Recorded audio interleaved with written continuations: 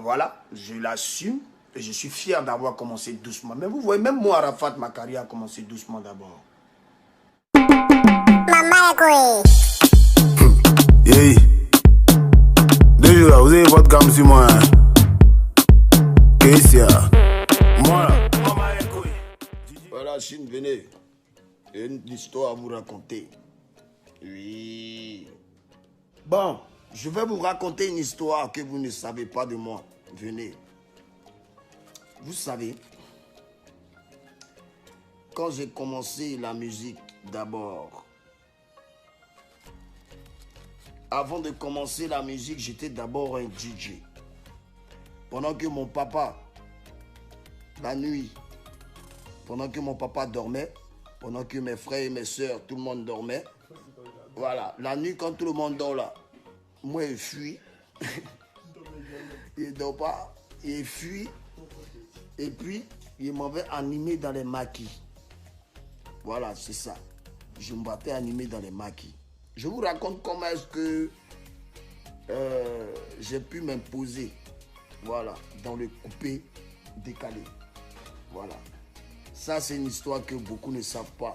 Comment Arafat a fait pour comment il a débuté, hein, son imposement, on va dire. Quand je dis ça, allez. En tout cas, c'est ça.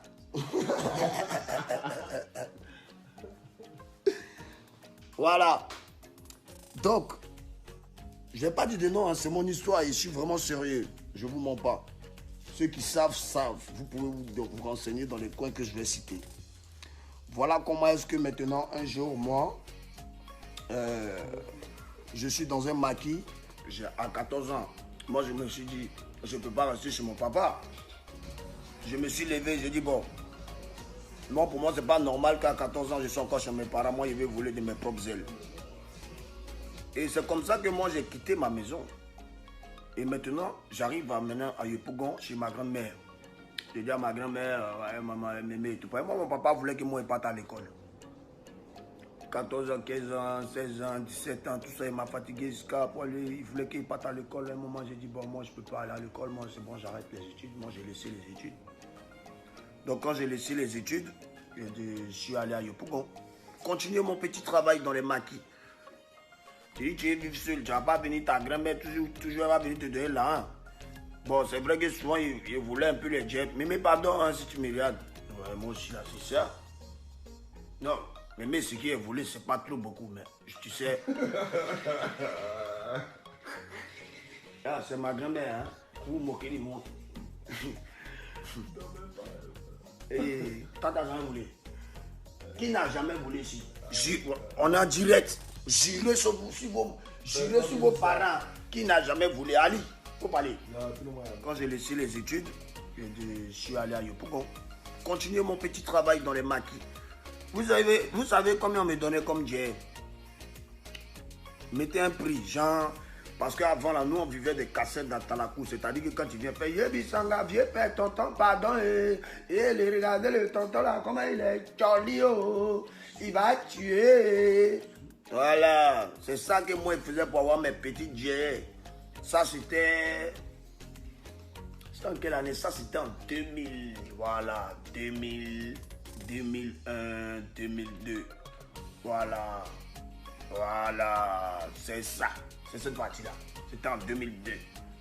C'est quand on a en 2000, non? Voilà.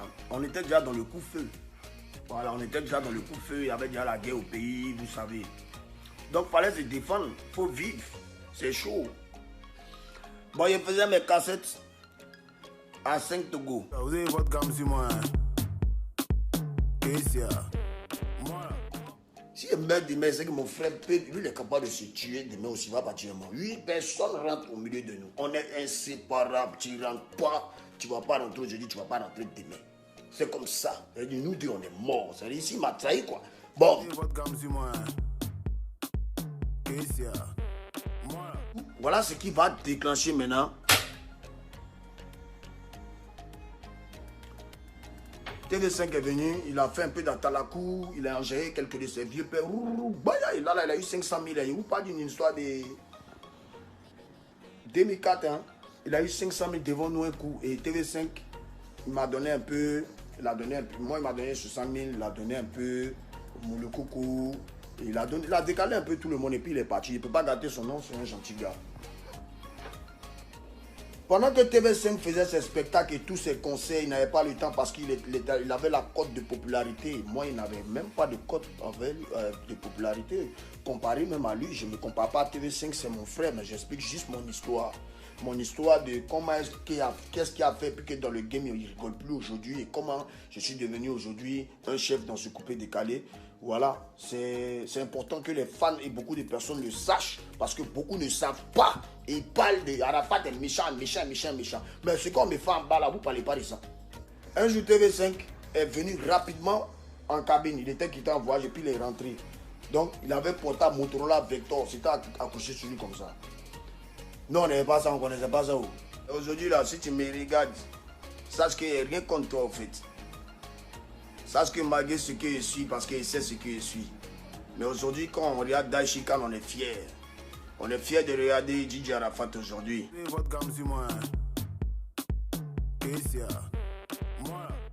Attention, j'ai parcouru des choses dans ma vie que beaucoup de personnes ne savent pas. Et ça parle. Ça, c'est des histoires que aucun média ne sait. Parce qu'en général, moi, je ne donne pas d'interview comme ça à Abidjan. Voilà, c'est difficile d'avoir accès à moi. C'était cette petite histoire, on est ensemble. Merci, j'espère que vous avez aimé le direct.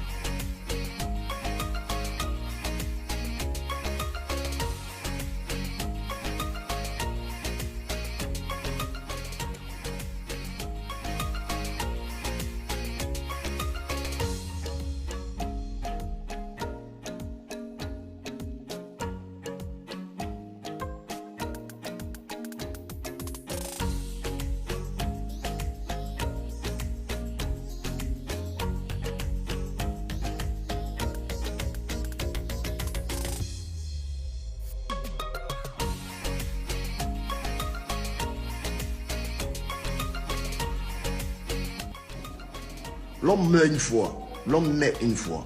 On est tous venus ici, chacun a parti. Voilà. Tu es multi-milliardaire. Je ne dis même pas milliardaire, tu es multi-milliardaire. Tu as parti, tu as pas l'air ton âme.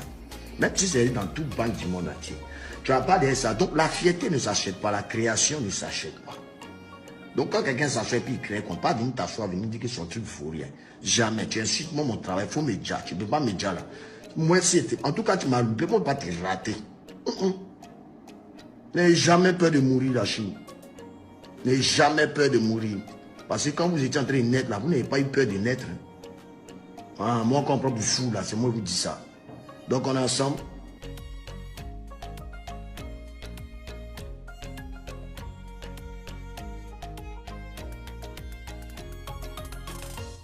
Merci à tous ceux qui se sont abonnés à notre chaîne et qui ont activé la cloche de notification. Et pour tous ceux qui nous suivent depuis nos différentes plateformes, thank you very much.